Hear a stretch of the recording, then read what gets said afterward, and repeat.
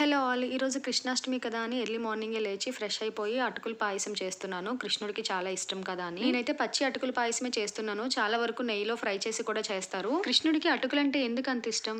దీనికో feel good story ఉంది. కుచేలుడు కృష్ణుని చూడడానికి వచ్చినప్పుడు కొన్ని అటుకులు తీసుకొస్తారంట. అందుకే కృష్ణుడికి అటుకులంటే చాలా ఇష్టం. నాకు ఈ చిన్ని స్టోరీ తెలుసు. మరి మీకు ఇంకేమైనా స్టోరీ తెలిస్తే కమెంట్ చేయండి. ప్రసాదం ప్రిపేర్ చేసేసుకొని ఇప్పుడు వరిపిండిలో కొంచెం వాటర్ వేసి మిక్స్ చేసుకొని బ్యాటర్ ప్రిపేర్ చేసుకొని ఇలా కృష్ణుడు పాదాలు వేస్తున్నాను. గడప దగ్గర నుంచి కృష్ణుడు పటం వరకు పసుపు బొట్లై పెట్టేసుకొని ఇలా కృష్ణుడు ఆహ్వానిస్తూ పూజకి అన్ని రెడీ చేసేసుకున్నాను. కృష్ణుడికి ఎంతో ఇష్టమైన అటుకుల పాయసం, వెన్న, పాలు, ఫ్రూట్స్, స్వీట్స్ అండ్ దీపారాధన కోసం నెయ్యి దీపం కూడా రెడీ చేసుకొని ఇలా పూజ అయితే చేసుకుంటున్నాను. కృష్ణాష్టకం అంటే కృష్ణుడు వందే జగద్గురం సూత్రాలు చదువుకొని ఇలా కొబ్బరికాయ కొట్టి నా పూజను అయితే కంప్లీట్ చేసుకున్నాను. అన్నట్టు మీరు ఎప్పుడైనా కృష్ణుడి గెటప్ గానీ గోపిక గెటప్ గానీ వేశారా? నేనైతే కృష్ణుడి గెటప్ వేశాను. నా కాలేజ్ టైంలోనే వేశాను ఒక డాన్స్ పర్ఫార్మెన్స్ కానీ. మహావిష్ణువు 8వ అవతారమైన శ్రీకృష్ణుడి జన్మదినం ఈ ఇయర్ ఇలా కంప్లీట్ అయింది. మళ్ళీ నెక్స్ట్ వ్లాగ్ లో కలుద్దాం. By by.